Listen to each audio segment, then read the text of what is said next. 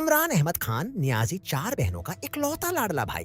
आज वह जेल की 4 दीवारी में अपनी कौम की फिक्र में बैठा है और इधर उसकी बहनें अपने भाई के लिए कभी धक्के खाती हैं, कभी गिरती हैं, कभी जख्मी हो जाती है, मगर उनके दिल में बस एक ही फिक्र है, अपने भाई की। यह वही शख्स है जिसने दुनिया के ताकतवर ऐवानों में खड़े होकर एक बात पूरी जुर्रत से कही थी कि इस्लामोफोबिया सिर्फ एक लफ्ज नहीं, यह करोड़ों मुसलमानों के खिलाफ फैलाई जाने वाली नफरत है।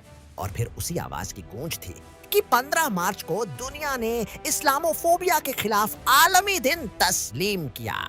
ये सिर्फ एक तारीख नहीं थी, ये इस बात का ऐलान था कि मुसलमानों को बदनाम करने के लिए लगाए गए झूठे इल्जामात हमेशा सच के सामने कमजोर रहेंगे। आज भी दुनिया देख रही है, फलस्तीन के जख्मी बच्चे, मुसलमानों के खिलाफ नफरत और उम्मत के खिलाफ खड़ी शैतानी ताकतें और शैतान के चेले।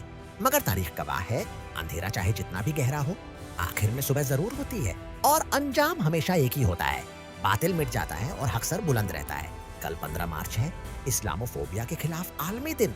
आओ अपनी आवाज बुलंद करें, अपने सोशल मीडिया को इस पैगाम से भर दें और दुनिया को दिखा दें कि मुसलमान आज भी अपने दीन, अपने भाइयों और अपनी इज्जत के लिए खड़े हैं। शुक्रिया।